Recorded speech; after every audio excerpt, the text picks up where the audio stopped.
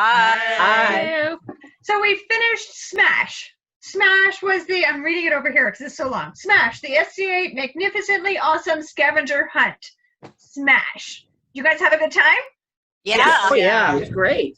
So Smash Crazy. ran from July 3rd to 6th. So was that over the same weekend as War of the Trillium? Yes. Yeah. Yes. Yeah, Mhm. okay. So many of us participated in an inter-kingdom war battle and at War of the Trillium. We were a busy, busy barony. And we got together, if you recall, we got our team together on June 21st. And one of the first things that we had to decide was on our team name. And I know Reese came up with our name. So Reese, can you tell us, A, how to say it, and B, where it comes from? Yes. The team name is Onguiaahra. And the meaning of it is thundering waters. It's one of the original names for the region that came up from some of my research that I did on some of the indigenous cultures here. And I'm blanking on the actual tribe. I think it's the neutrals. I think it's the neutrals that had that one. I think so, yes. Yeah. But yeah, it's the original name for Niagara and is actually where we get the name Niagara. And it seemed really quite well in correspondence with Rising Waters. Yes, exactly. And I think we all unanimously decided that was a great name for our team. Mm. Now, we had a total of 90 tasks as part of Smash, and our team scored 3,896 points. We only missed, I think, 6 items out of 90. Wow. Yes. So we performed, and I mean performed, 84 tasks over one weekend from July 3rd to 6th. So what did you guys really enjoy about participating in Smash this year? For me, my favorite thing was making the gingerbread castle cake, and then making breadstick Battering rams? battery rams. Thank you, breadstick battering rams, and having my family destroy the castle. But Godzilla had to get involved, and the first thing my grandson was grab the whole top and pull it off. Then he used the battering ram. So a little bit of Godzilla. I can almost picture that happening at an event where each table has a castle and they have to destroy the castle to get to dessert, but the castle is dessert. I think your cocktail looked pretty awesome too. It actually tasted good. That's actually awesome. Reese, what was your favorite thing? I really enjoyed watching all the silliness. Just everything that everybody came up with was super, super creative. We managed to do some of the building a blanket fort, which was fantastic. I really, really enjoyed watching Lady Runa and Lady Bera go at it with pool noodles. That was amazing. We are missing 2 of our teammates. So Lady Runa and Bjorn were also part of this crazy weekend and unfortunately couldn't join us in our video tonight. But they had a great time too, I bet. I hope. Yes, Lady Runa definitely came up with a lot of interesting takes on some of her ideas for things. I don't know if you guys with saw a really the, interesting filk. Yes, How's the filk you guys came up with? I want to learn that. I'm trying to get the lyrics for it because we have it posted on the Baronial YouTube channel, and I want to include the lyrics as well. Great idea. Yeah. We had the longest time stuck in our heads for probably a full week after that because we had to play it over and over and over again. But it was a lot of fun. I'm just going to say it was not what I expected at all. When they said scavenger hunt, I thought it was going to be, the traditional go out and look for things and stuff like this. And it was so not. There was an awful lot of creativity and research and, stay in your home and study and learn and develop. It was not at all what I expected, but it was a lot of fun. we were really lucky to have you on our team because a number of those items asked us to have a young person do certain things. So we were glad to have you on our team because you have a young person who is happy to do a couple of those items. Yeah. Yeah, once I could get her to put some clothes on. Well, it has been hot. It was hot that weekend, and the idea of putting on clothes and going outside and racing with a unicorn and doing a clout shoot with her teddy bears was not. She didn't mind the idea of doing it. She just didn't want to have to put any clothes on to do it. Hard to blame her. Lady Barra? I think so. Basically, Sunday was a mad rush of trying to do as many things as possible. I think the funniest though was probably our joust, which was shot and posted within the last like half an hour of what we thought was the deadline. So it was just a rush to try and get it done. So if you haven't seen that, we taped glow sticks to the side of 4 of us, 2 of us acting as horses and 2 of us acting as like the jousters. So it was like completely darkness. It was crazy. Fantastic. It was so much fun.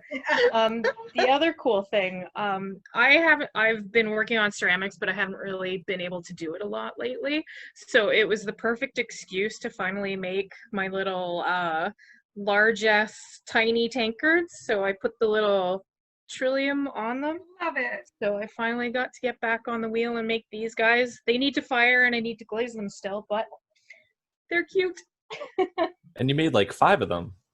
I made Right. 6 6? because you always have to like make The extra. at least 1 more in case something explodes in the kiln. But yeah, yeah, I had so much fun. Yeoman, how was it for you? Pretty wild. At one point, there was Romeo and Juliet going on our back porch while I was filming, and then at another, I was combing the house for my D&D minis so that we could have a tiny version of you, Skya, attacking the castle and defeating monsters. It was very, very silly. I enjoyed it thoroughly. For me, I think I was trying to do as many of the ones that I could do right away on the Friday night when it first started. So I did a recording of Ave Generosa. It's not very good. It's a song that I've known in the past but haven't practiced. And I'm going to practice it twice and then I'm going to record it and post it to YouTube and send it in. So I did that. So there were a couple of different things like that. They were like, okay, this is just a mad weekend where everything is going to be like lost time. The only thing I wish I'd been able to put together was Evelyn, Yolan, and myself did a 3-part madrigal, and we each did a recording for our parts, but I couldn't get them together in time using the software I had. And that was 110 points we could have earned there. But I had to look at the 2 groups who did do that one, and they have to be like regularly getting together to do material.